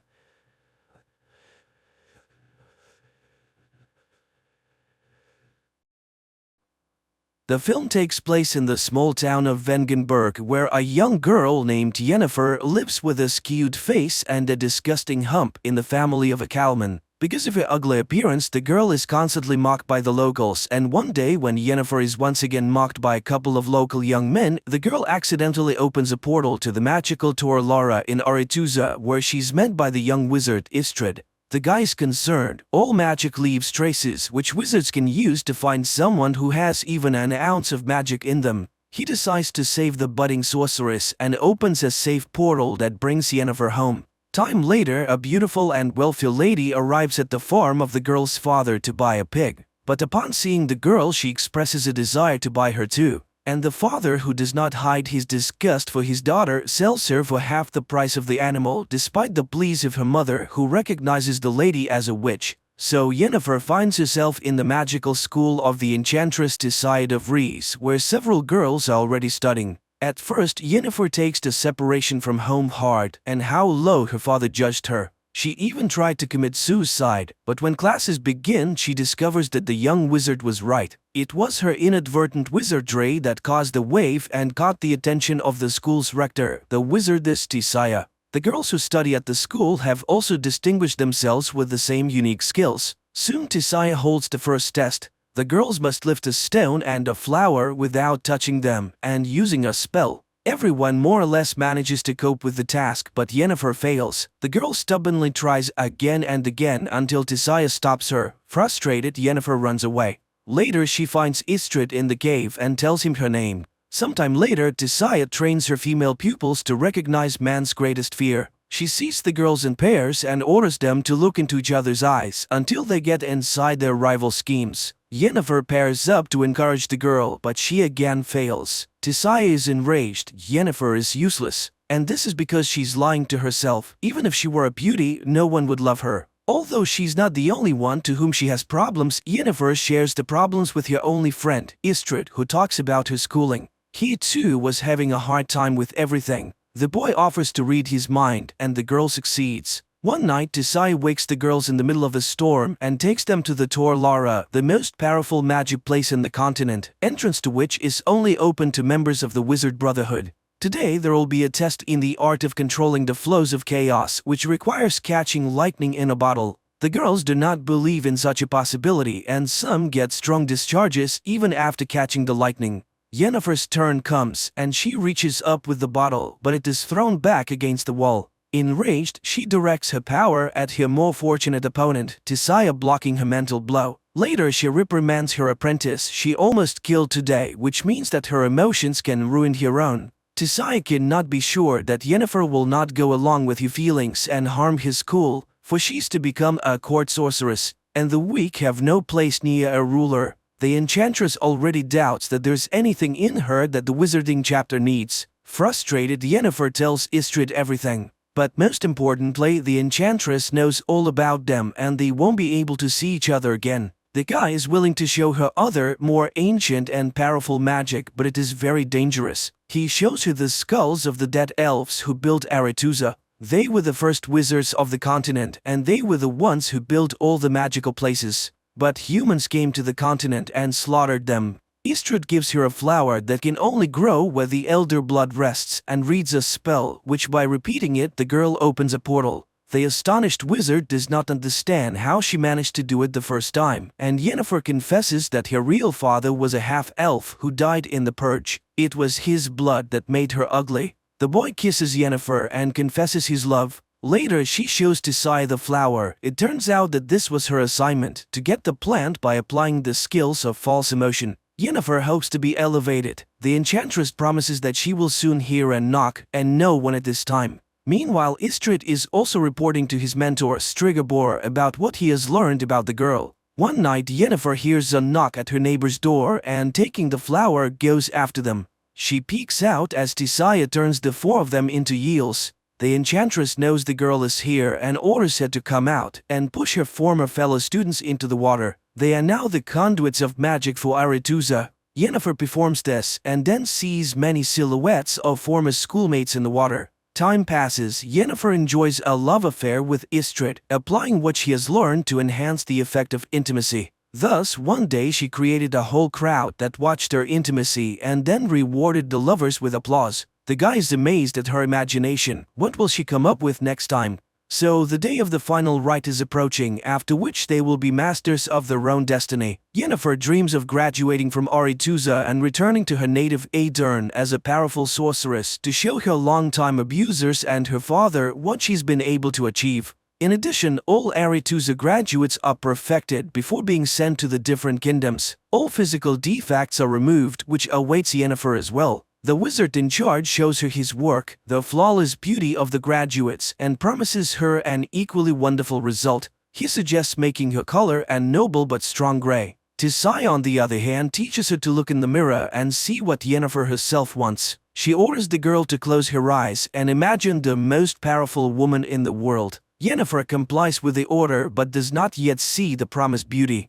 Meanwhile, the chapter of wizards gathers in Aretuza to decide where their graduates should go, for all kings need court wizards. Then it transpires that one of the leaders of the council, the wizard Stregobor, knows that Yennefer is a quarter elf, which means that she will not be accepted at Aretuza, where there is a prejudice against elves. The chapter vows to send Yennefer to Nilfgaard, which the aspiring enchanter does not like. She demands an audience with the chapter, but Tisai declares herself in charge of the distribution. Yennefer is beside herself. She has no intention of wasting her life serving the king of a small southern kingdom and a lover of women. The tutor reminds her of the elven blood, and the girl understands how Stregobor knew about it. The initiation ceremony begins, which Yennefer does not attend. Worried, Istrid finds him behind a letter to her father asking him to confirm that she's his own daughter. The boy does not believe that this letter can convince the chapter. But the girl simply does not know what to do, for even if Istrid disproves his words about her origins, no one will believe him anymore. The enchanter is frustrated. He didn't know why Stregobor needed this information, and she has already missed all the initiation spells. Istrid suggests that she should go with him, for he has been offered to become an explorer. They can travel the continent and discover the unknowable. But unexpectedly, the girl cruelly ridicules his plan. She's not going to dig through the dust of the ages at all, and these are his dreams and intentions, and her opinion, as always, he does not even ask. Istrid is shocked. Yennefer is not at all what he thought she was, and he expresses his opinion that she's angry because she missed her chance to find beauty. But a girl needs power, and she didn't experience so much hardship studying at the magic school for nothing. Yennefer runs to the enchanter, who is in charge of perfection, and demands to show her art. Not even the lack of a potion to dull the terrible pain that accompanies the transformation process stops her. As the magician begins the process, Yennefer asks for her eyes and the cut marks on her hands as a reminder of her former weakness, and the wizard informs her that every magic has a price. Having been reborn, she will not be able to walk. But the girl agrees to everything, even to the removal of her womb necessary for a complete transformation. The magician reads spells, and the girl screams in terrible pain and rips the chains with which she was tied to the table. Her spine straightens, her entire body seems to melt and shift from one form to another. Finally, writhing in pain, Yennefer loses consciousness. Meanwhile, in the main hall of Aretuza, the initiation ball continues. Suddenly, Tisai sees a door opening in which stands an unusually beautiful girl with violet eyes. She realizes that Yennefer has disobeyed her orders and hurries to take her away. But it is too late. The Aedirn ruler has already noticed the beauty. He invites her to a dance where he expresses his desire to see her as court wizard in his kingdom. Tisai has to retreat and only watch the dance of the king and the enchantress from afar. Directed based on a series of books by Sapkowski, The Witcher is quite curious, fascinating and vivid. The atmosphere of magic, the world of monsters and steel swords transferred quite well, so the adventures of the female protagonist will be even more exciting in the next episodes.